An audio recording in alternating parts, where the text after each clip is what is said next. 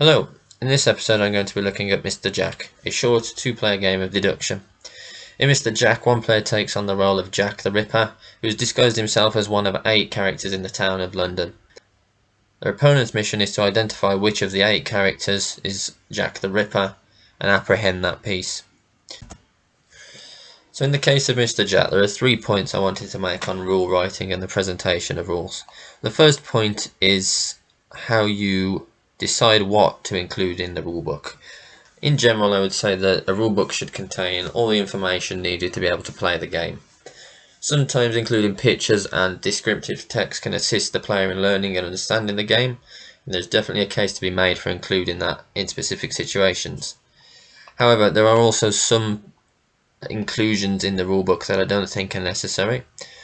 For example, in the case of Mr. Jack, fairly early into the rulebook you're reading a line, to quote, "Right after the second game you will realise that you do not need the rules anymore.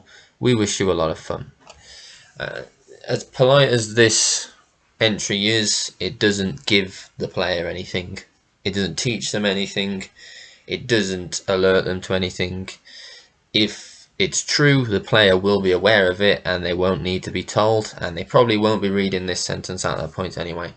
So just on that point, be vigilant with your rule writing and try not to include anything that might be defined as chatter in your rule book.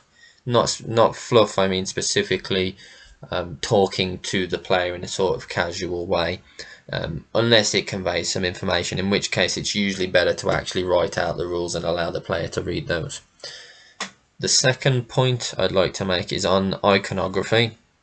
And I'm not going to go into too much detail about the concept of iconography, but essentially it's a language that you create specifically for your game to allow the game and the player to communicate with each other, or specifically the game to communicate with the player more rapidly, at the cost of an initial learning of the iconography language, so that a new player has to learn what the icons mean, and once they have, the game can convey information to them more rapidly.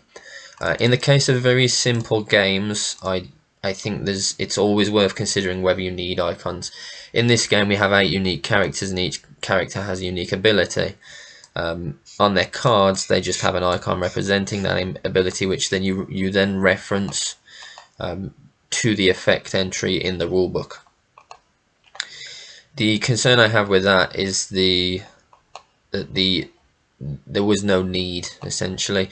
These rule entries could have been placed on the cards. There's plenty of space there. There's not necessarily a negative cost to the iconography.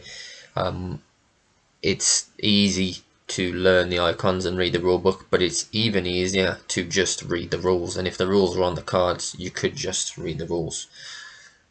This adds the advantage also of making the rulebook shorter, which is always a bonus in a casual game, because having a small rulebook helps to convey that the game is casual and fairly short and fairly light on rules, and that helps you attract the right kind of players for your game.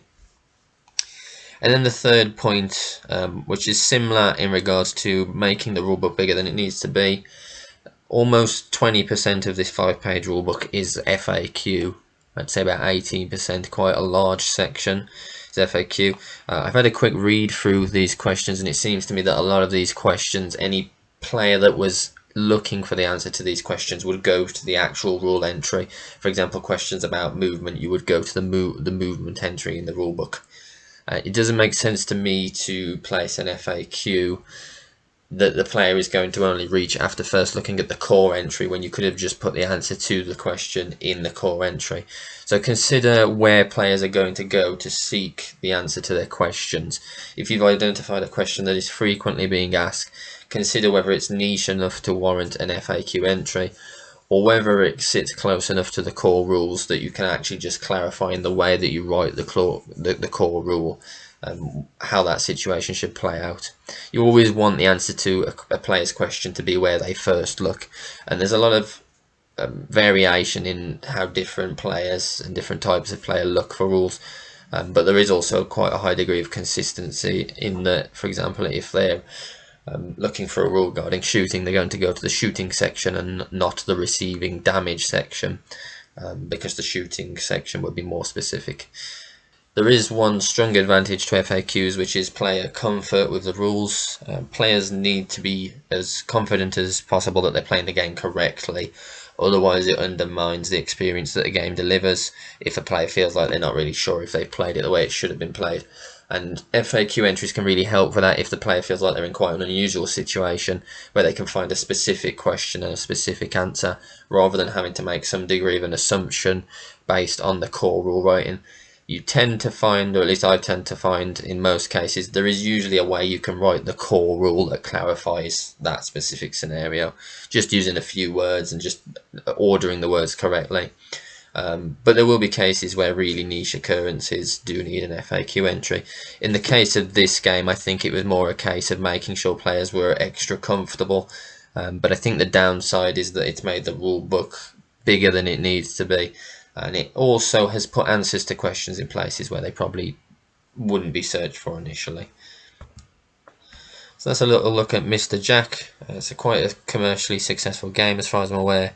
I think you should be able to get your hands on it fairly easily if you want to give it a try, and it is available on Tabletop Simulator for free as long as you pay for the game. So thanks for watching this episode, and I'll catch you next time.